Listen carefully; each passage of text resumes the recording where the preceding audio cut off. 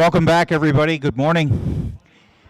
Our next speaker is Wendell Stevens. I think for most of us in the audience, Wendell does not need a bit of introduction, but for anybody that may not know, my personal belief is that Wendell is literally the grandfather of all modern ufology. Here is a man that was present from the very early 40s and 50s in the military, an Air Force colonel. He was actually originally stationed for those missions in the Antarctic that gathered data on the UFOs that were coming in and out at that time. And his passion for this subject has made him, I think, ultimately the #1 resource on the planet. He knows so much. He's probably forgotten more than I personally will ever know. Ladies and gentlemen, Wendell Stevens. Good afternoon. My name is Wendell Stevens, Lieutenant Colonel, United States Air Force, retired. It's a pleasure to see so many of my old friends coming here every season, and I welcome you again today, and I greet all the new ones. Thank you very much. Now, I wonder how many of you remember this picture or similar that appeared in your newspapers way back in 1989 or 90. This is a painting of a Russian landing at Voronezh, Russia, a provincial capital 500 miles south of Moscow. Now, this is what appeared in the Phoenix newspaper. This is printed on the front page. It says, UFO captain taken prisoner by the KGB. We couldn't get the whole thing. The original microfiche had been destroyed. Can't get copies of it anymore. Would love to have them, but everybody in Arizona area saw that headline and read those papers. Here's another page from the same. And this was describing a landing that took place by this silver sphere in the provincial capital city of Voronezh in Russia in 1989. But there was a considerable preface to this that we're going to get into in a little bit here. Now, the beings that got out of that craft, when it landed, this big 9-foot tall being got out of the craft in a red coverall suit. And he talked to the crowd in the local Russian dialect, perfectly expressed. And he asked for, he talked to 400 eyewitnesses around the park there and asked them to bring a leader to the park, and they did. They brought the mayor of the city. And while the mayor is standing there talking to the giant in his native, in the native dialect of Voronezh, a KGB truck drove up. Officers got out, arrested the giant, started loading him into the KGB van, a big van, and one of them hit him on the back with a baton. He was getting in, but he went in with no resistance at all. Probably could have picked the truck up if he wanted to. And went aboard, and they drove off with him. And when he left, 2 more came out of the craft dressed in silvery suits. And they talked to the crowd in perfect local dialect also and discussed things with them. They talked to various of the stronger members of the crowd. There was a 12-year-old boy that began screaming something, and they turned the beam on him, and he disappeared, vaporized away. And the crowd was aghast at what happened to him, and they thought that the beings had killed the boy. But half an hour later, the boy appeared walking around in the crowd again. He was now calm and happy, and he was in good health. So whatever they did was a temporary thing to get control of him and put him back in a normal state. So this was caused a big upset, and the reason it got in newspapers all over the world was because there were approaches. 6 days in advance, there were approaches on the city of Voronezh by the same craft that came in from at the same altitude, the same directions. For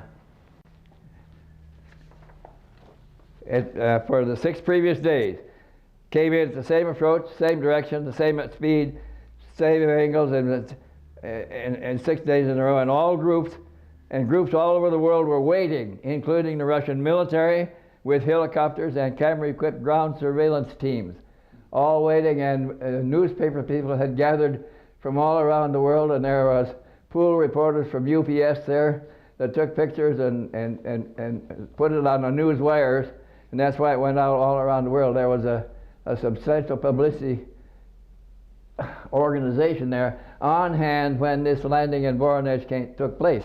So we have to wonder if it was staged for a particular reason or not. On this 7th day, the approach continued, and the pulsating ball of plasma light dimmed down to a silvery metallic sphere about 30 meters in diameter and landed in the Central Park in the middle of Voronezh before the astonished gaze of over 400 eyewitnesses. A seam opened up around the port in the side of the big craft, and a ramp slowly descended to the ground. The ramp had ridges across the surface, and a giant human being some 3 meters tall, that's 9 feet tall, and a meter across the chest, came down the steps in a red coverall, one-piece suit, and addressed a crowd of onlookers in perfect local Russian. He asked to speak to leaders, and the mayor of the city was blowing up the artist's sketch of the alien being. Here he is again, the big guy, 9 feet tall, and if you'll notice, he has a third eye, physical eye, in the center of his forehead, in addition to the other 2.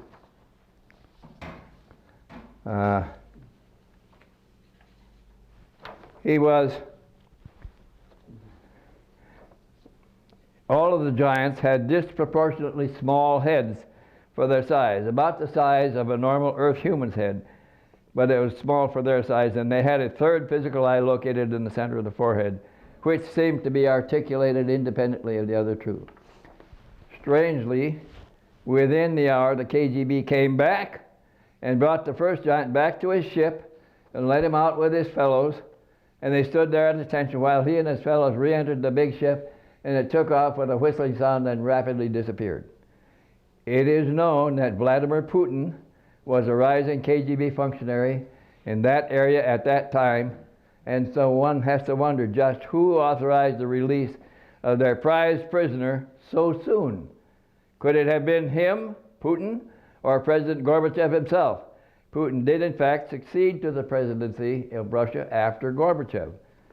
Was this Voronezh landing a confirmation of all that has secretly preceded it in the Gorbachev family? Were the alien visitors the mentors of Gorbachev who single-handedly took the world out of its Cold War stance and thus saved it from its headlong rush to mass suicide for the entire planet and all life on it? We wanted to invite Mr. Gorbachev to come here to this conference, but were unable to make contact with him. With this most spectacular UFO contact in the whole world under their belts, the Russians eventually decided to take somebody else in on their big event. Now, this was all happening secretly up to this point. Now, not liking the Americans very much, the Russians chose Senor Pedro Romniak of Argentina, a world-renowned and respected UFO researcher like the Heineck of South America. They invited him to come to Russia at their expense and view their collected information. They even provided him a translator, and he went. After viewing their evidence for a number of days, he was invited to meet the Gorbachev family in person, where he learned of their indigo child, Aldys. We never heard of that before. He did not get all the dialogue in his book from them, from the Gorbachev family, but found that when he needed such dialogue, when he was writing it up in the narrative that would come to him in a form of automatic writing, word by word, automatically, transmitted by some means from somewhere else.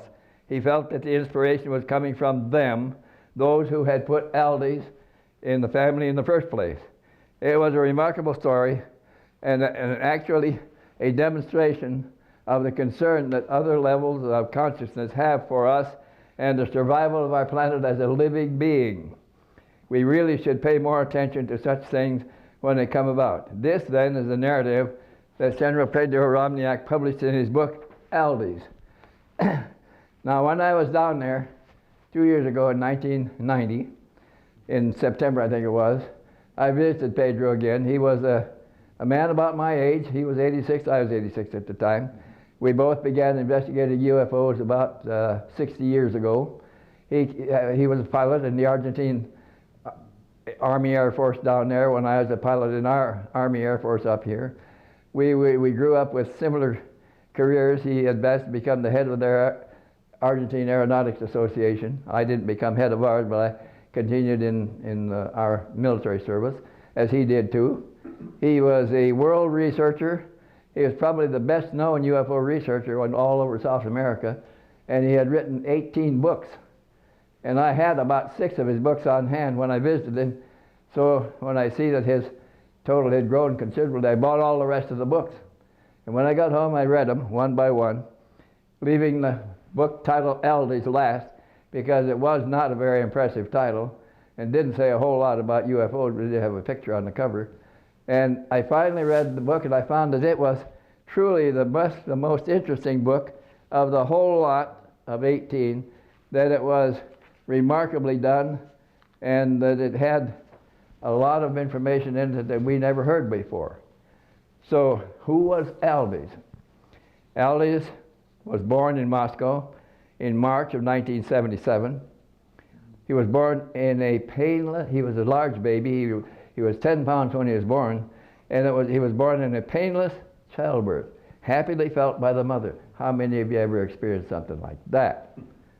He was born in perfect health and grew rapidly.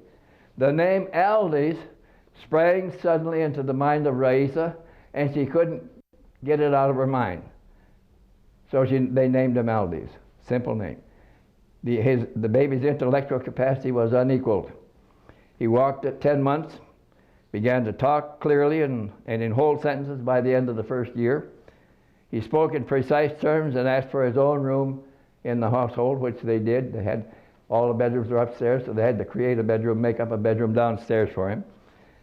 The father was promoted to a new major position in the Communist Party by the end of the first year, Aldys' first year in 1978. And he was rising in the communist hierarchy, which seemed to be guided because he was lucky all the time. He became Secretary General of a high committee in the Communist Party, Communist government during the second year of the boy's life. And it was about that time that he fell down the stairs. He'd gone upstairs to his parents' bedroom. He fell down the stairs and was unconscious for 3 hours. When he woke up, he said, "I was with my brothers there in the sky, where all shines in brilliance and where there is total peace." And then he explained to his family the hierarchical plan. Now remember, he's just a child. He told them that the hierarchy had selected one of their scientists to take on a human body to try to influence from birth the necessary effects of change. B, the one selected must possess total dominion over self and humanity and be able to act alone on the minds of men of earth to produce concrete results. C, he must be able to complete his mission silently and anonymously. D, he must be born in a country where one man alone can control all power of the most powerful country on earth, the Soviet Union. E, Russia was selected due to its absolute dictatorship by one man alone. F, all must be controlled by one single man who could decide alone with no assistance. The mother observed the child's serenity of approach to life and being, and that the child prayed a lot. Before his second year, he began to write words and spoke in strange languages. Aldys ate little solid food and slept little, but grew rapidly and in good health. At 5 years, Aldys could read and write even in other languages that tutors were trying to teach his older sister. By 7 years, he became an advisor to his father on concepts offered his father by visitors. party functionaries who came to his house, such that on more than one occasion the boy strangely assisted the group in meetings in the home. He learned other different languages in 1 year. At 8 years old, Aldys dreamed that his father would be in an airplane accident the next day. He was dreaming downstairs, and he was so disturbed that he went upstairs, woke his father up, said, "Papa, please don't get on that airplane." And the father was going to go anyway, and he wailed and carried on till the father promised he wouldn't go. And the next morning when he got up, he canceled the flight. And the next day, after that afternoon, that flight crashed in central Russia and killed all aboard. At 8 years, he also spoke Russian perfectly and German and English as well. At 9, he looked like a boy of 12. For his 10th birthday, Aldys' father and mother took him to the leader's retreat in foliated mid-Siberia. And here he had a second accident, skiing. He was adept at all sports. He was a great skater, a good skier. He was good at everything he tried. On the third day after the retreat, skiing, he struck a tree on the ski slope and was injured, and was lost for a time when he had fallen over a cliff into a narrow ravine and got covered with snow and was out of sight. Dictator Andropov died in March of 1985. Gorbachev at that time was a leading advisor for Andropov, and Andropov was actually grooming Gorbachev to take his place as the Secretary General of the Communist Party. This was when Aldys was 11 years old, nearly 12. And he was now fluent in 4 languages, and he could also read all minds and influence thinking. So Andropov was grooming Gorbachev to take his place, and then Andropov died, and suddenly he was passed over by the Supreme Soviet, and they elected an old guard member, Chernenyenko. Chernenyenko was already ill, and he was bedridden most of the time, and Gorbachev continued as the principal advisor to the leader of Russia through Chernenyenko's reign until he died within a year of his first becoming dictator. And the Supreme Soviet was rushed into session to get a new leader immediately, and they elected Mikhail Gorbachev to be premier and Secretary General of the Communist Party. So he now became the dictator of Russia. And he had absolute power over everything. At that point, he was the most powerful man in the world alone. By now, Aldys was fluent in 4 languages and could read all minds and influence thinking.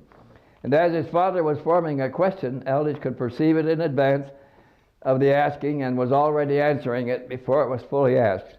And his father became increasingly dependent on Aldys. Aldys explained reincarnation to his parents many times. Now that's interesting, a child explaining reincarnation to his parents, but they accepted it. Mikhail Gorbachev was elected supreme leader in early March of 1985.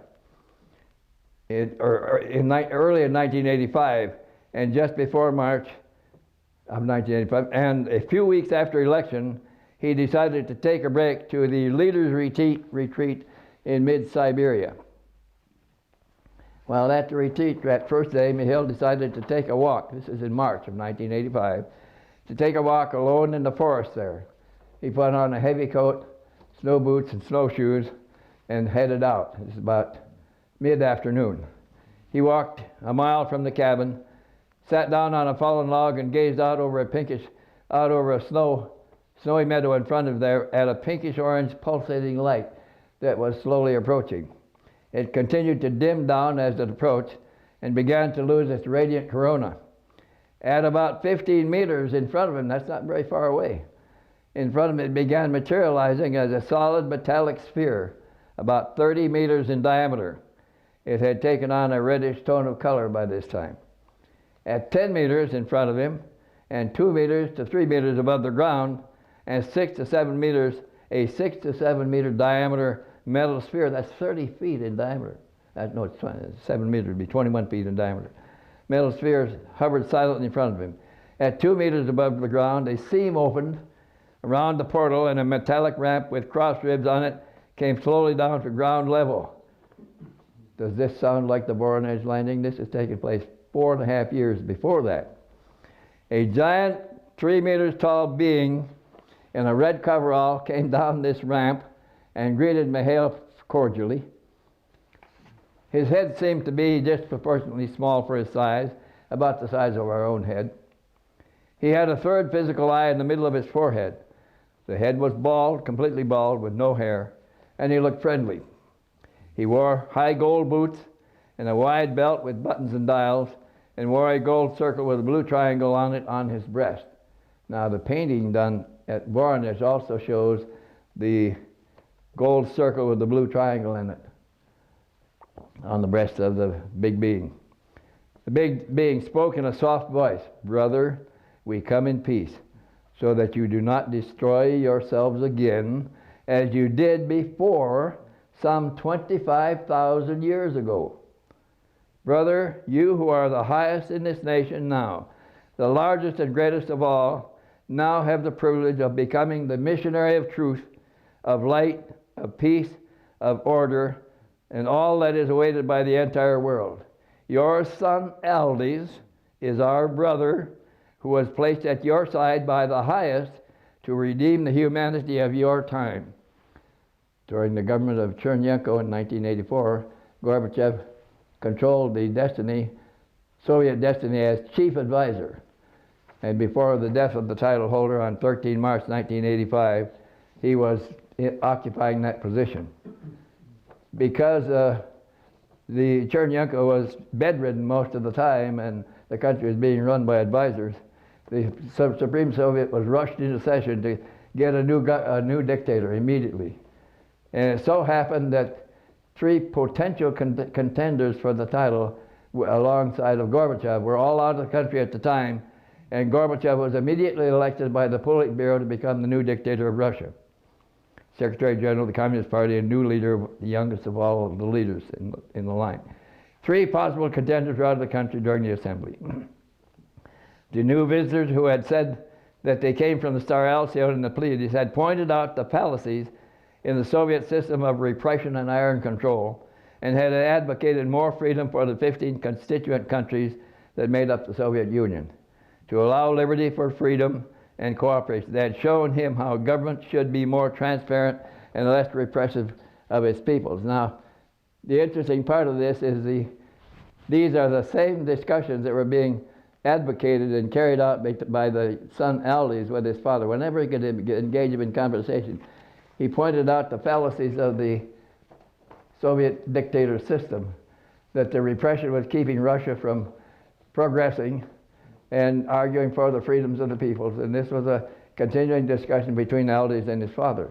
But it was Aldys was espousing the plan advocated by the superiors that put him in the family in the first place, and preparing Gorbachev with the ideas. Gorbachev came back from that trip, and shortly after that instituted perestroika and glasnost, carrying out the wishes of the big visitor. That took place in March of 1985. And remember, if you look back in your history, that's what, shortly after that, within 3 months after, that's when perestroika and glasnost were advocated by Gorbachev. Perestroika was a structural reform, creating a new military or multi-party system and more autonomy for the constituent republics. There are 16 republics that make up the Soviet Union. It restored individual freedoms and rights, and also the rights to religions of one's choice. Also restored property rights to the people that lost it to the old communist government. Glasnost was a change of voice which changed internal procedures, creating more transparency in government. It set up a new multi-party system and provided for free elections. Now they're approaching democracy. And a new democratic president has now taken over. Gorbachev himself was freely elected to be the new president of the Soviet Union when they held their first elections. The first bloodless change in power in a very long time. A new president was elected after him, and the power changed hands again in another bloodless exchange for the first time in many years, thus demonstrating Mr. Gorbachev's own indifference to wealth and power. No other man in the whole world could have done what he did by himself alone, where he personally took us out of the Cold War and saved the world from its own headlong rush to mass suicide. We are not safe yet, but we are on our way, thanks to this one man. If there is ever a world medal, it should be given to Mikhail Gorbachev, who works quietly now to keep us on track and on our way out of danger. No other person in this whole world could have done this. Aldys told his mother that his ancestral father, 25,000 years ago, was Atlas, who ruled Atlantis for 500 years. Remember, the main stars, 7 main stars of the Pleiades, are named after the 7 daughters of Atlas. He also, these would be sisters of Aldys. He also told his mother that he was 250,000 years more advanced than her or Gorbachev, and that both Mikhail and Raisa were more ancient and evolved than their brother terrestrial human beings, who are also reliving an honorable mission, very difficult, but one which Mikhail will complete successfully. Mikhail and Raisa are both old souls and are from other worlds, he was told, much older and more evolved than this one. Mikhail is already prepared and activated for his new role in world affairs. And then came this mind blower. Aldys, in his discussions, that time came when, after the 3rd or 4th visit to the leaders' retreat in mid-Siberia, Gorbachev was overwhelmed with problems and everything, and he wanted to take a break from it. Aldys begged to go back to the ski slopes where he was injured before. So they went back there, and it was there he went for a walk with his father. His mother had fallen asleep. It was early in the morning, like 2 or 3 o'clock in the morning, when he asked his father to go for a walk with him. And they walked out into the cold morning. And there, at that time, Aldys explained to his father who he was, where he came from, who his superiors were, why they put him in the family, and that his mission was essentially completed, and that he would leave soon. He's not even 16 years old yet. So he discussed what had already happened with his father and reaffirmed the father's decisions, and that he was on the right track, and that it was according to plan, and that he had finished his mission in the family, and that he would return to Alcyone. So they hugged, said goodbye, went back to the house, and they returned to Moscow the following day. The helicopters came and picked them up. Now the next morning after that, Aldys persuaded his mother, talked to his mother, and wanted to go back to the ski slopes again.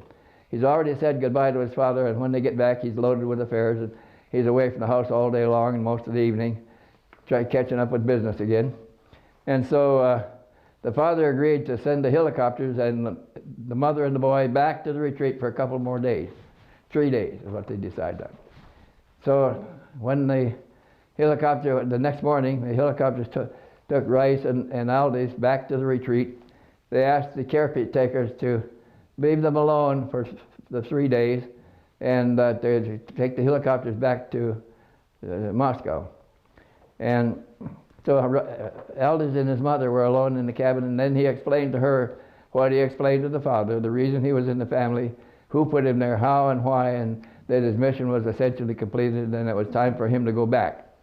And at that time then, he invited his mother to go meet the superiors that he kept referring to in Alcyone. And he, after a nice dinner, he arranged the couch, opened the couches into beds, and asked his mother to lay down, put his hand on her forehead, put her in an altered state of consciousness, and then took her to Alcyone with him to meet his superiors, where they observed many beautiful things and strange events happening there, and she got a full feeling of what was developing with the son, and was ready to accept his need to return to his parent society.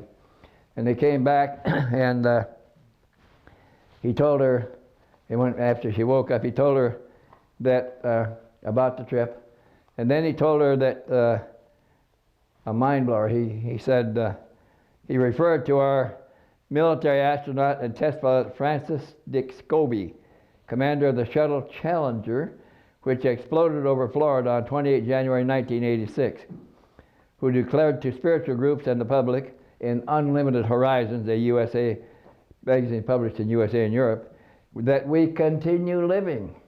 And he's explaining to his mother now that the astronauts may have passed out of the physical body, but they continue living.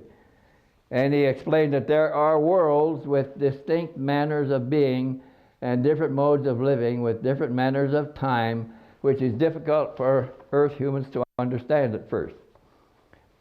And then Dick Scobie, he's quoting Dick Scobie, who says, "I had the good luck to be recognized by marvelous angels in the sky who said they knew who I was. Perhaps many of you are not prepared to believe this, but for me it simply is." Now this is Aldys is explaining to his mother. He may even be repeating it in the words of Dick Scobie. But anyway, he said, we crews are very united and have come to know that the world that ended for us in nothing was indeed the mission that we had to carry out, which we are realizing now and has cost us some, since we are very much identified with our titles, and it makes it difficult to accept that on this side, titles are not important. What is of value is God, and we want to help them to communicate with their God. For my companion, astronaut Ellison S. Onizuki, a major in the U.S. Air Force, an engineer with us, and pilot of an earlier shuttle mission, Discovery, of January 1985, was secretly aboard the Challenger. It was much easier for him, because of his Buddhist background and spiritual knowledge, to accept our new positions. When he crewed the shuttle Discovery there in the cosmos, which when on Earth he could not comment on because of his position, he told us, the Challenger crew, when he was in orbit aboard the Discovery, there was grave danger of not being able to put the ship in a proper orbit back toward Earth. The maneuvers were difficult to accomplish, and if not performed correctly, all aboard could die. At that time, the spirit of astronaut Virgil I. Grissom, who together with two other astronauts died in the fire aboard the Apollo capsule on 27 January 1967, came aboard and helped us magnificently to determine the correct angles for re-entry back to Earth. Now, he's already dead. All of this was filmed and recorded perfectly in the 4 film sequence cameras aboard at that time, each one of them operating independently and with different cameras. These films have now been destroyed. Let all of the groups of the world of our knowledge and belief confirm our existence. Now that was a summary of what Pedro Romniak wrote in the book Aldys. In the book, there's a lot of dialogue between Aldys and his parents that certainly was not conveyed at the time he met the Gorbachev family. When he finished his investigation in Voronezh, had seen all the evidence they wanted to show, he was invited to meet the Gorbachev family personally, where he met Mr. Gorbachev and Raisa. And they told him about their indigo son Aldys, who is now gone. But they described much of the events that he reported in the book. But when he was writing the book and he came to a need for dialogue, he would tune in and it would be transmitted to him in a form of automatic writing that he wrote rapidly until it ended. And so somebody else was furnishing the dialogue by some other means of transmission that rounded out the whole story about the dialogue between the boy and his father, and the dialogue between the boy and his mother, and all of the small details were added by this kind of automatic writing. So it's not entirely the work of Pedro Romniak, but it fleshes out the story of Aldys, which we have been unable to verify substantially in any way. We have no record of Aldys' birth. It's a good story. I believe Pedro Romniak was personally convinced that he saw the evidence. I've known Pedro for some 40 years, and he has no reason to lie about anything. And he was near the end of his life. He died the following February and is gone. We can't consult with him anymore. But his family confirmed that he was invited by the Russians, went at their expense on the tickets provided by them to Russia for 2 weeks. They furnished a translator that took care of him very well. He did meet the Gorbachev family. The rest of the putting the book together came in his own retreat there just outside of Buenos Aires as he sat down to write the story of Aldys, and much of it was transmitted automatically to him. So it's an interesting book. It's unverified, and I've been unable to make direct contact with Mikhail Gorbachev to get any feedback on this at all. And so all we have is Pedro Romniak's book, which I believe at this point is true. Now, there were some other interesting things that happened down there at Pedro Romniak's. We were having coffee and talking, and he told me that a young German author, researcher and author, Jan van Helsing, who had written a book on Nazi UFOs, had heard about the possible evacuation of one or more of the Kugelblitz sites, former German Nazi UFO research sites, they actually produced flying discs during the war. That one or more had been evacuated to South America and possibly to Argentina. And we have all collected information on a place called Colonia Dignidad on the west frontier of Argentina with Chile. And we know that Colonia Dignidad was a group of farms bought by German emigres who were given money by the German government to buy up tracts of land adjacent to each other to make a Germanic community in Argentina. And this happens to be the area where the giant caverns exist in the Andes Mountains down there that run for miles. They're so big it can push a railroad car down the cavern. And Lee and I have been in those. We've seen them. We know that they're there. We weren't in the ones in Chile, but we've seen them elsewhere in Peru and Ecuador. And so there are tunnels there big enough to take the Kugelblitz, one or more of the Kugelblitz factories, right there in Colonia Dignidad. So Jan van Helsing has gone out there to see what he can find out. He couldn't find anything about the Kugelblitz research there, but he did meet a number of Germans and was referred to a young man, an engineer that was working on a project there that he would not discuss with Van Helsing, but said he was told that he was born in New Berlin. New Berlin is the capital of New Schwabenland, the German colony in Antarctica. So Van Helsing took him to dinner to find out what he could about New Berlin, and he found some very interesting information. He found that New Berlin actually exists. It's really there, that it was populated by some 60,000 German troops that were sent down there in submarines during the war to build the colony, and that it had a population of 300,000 beings, all living underground in the geothermal facilities that were created there. There's a vast city of 300,000 people living there, living and growing up. They produce all that they need right there. It's a perfectly formed city, perfectly organized. They don't have to import anything. And this young man told Van Helsing that about one fourth of the population of New Berlin are alien extraterrestrial beings living and working with the old Germans.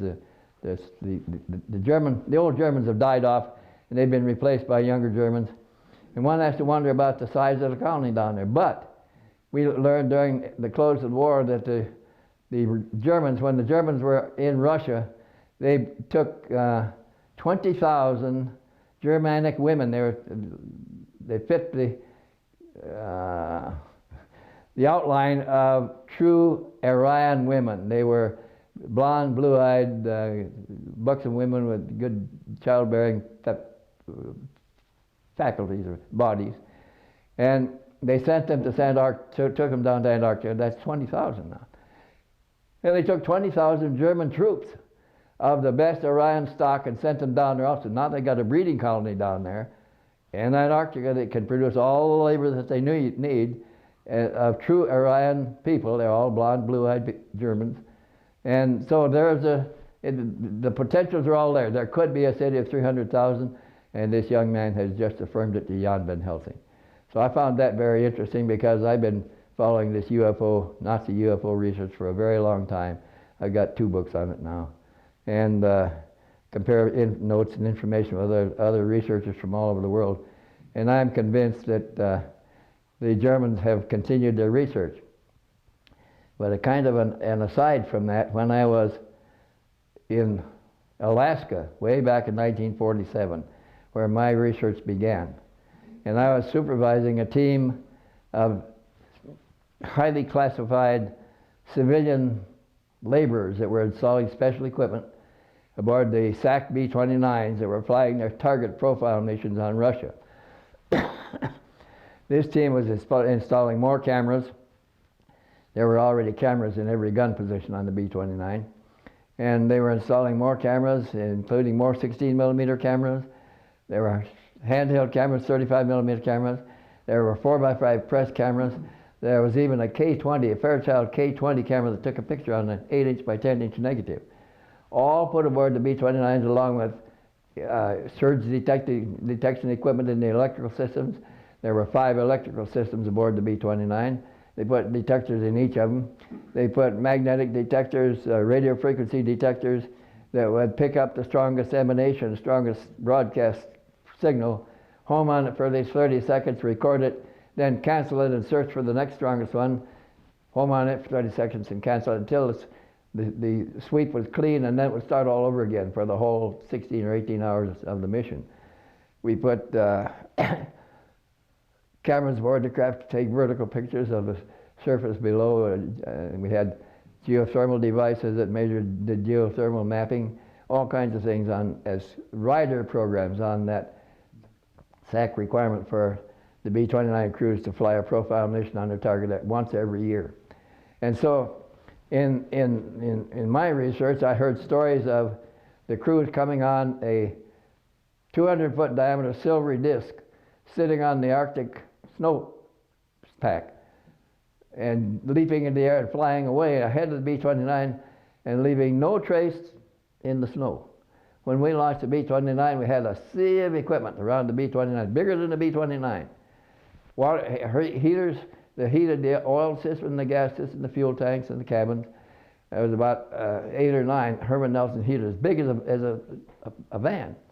And there were there was fuel trucks, oil trucks, hydraulic trucks that all leaked. The hydraulic fluid was purple, and one of the gas was green, oil was another color.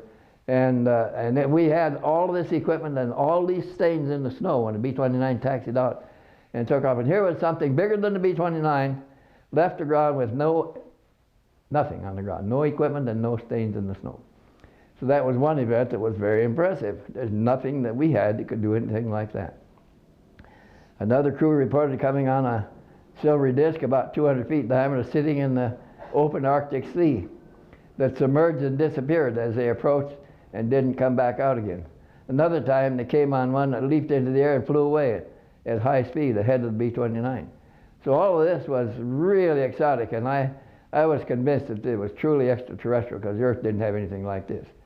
But when I got into my Nazi UFO research, it turns out that the Germans had been working on their DISC program, the Vril and Haunebu programs, since before World War II.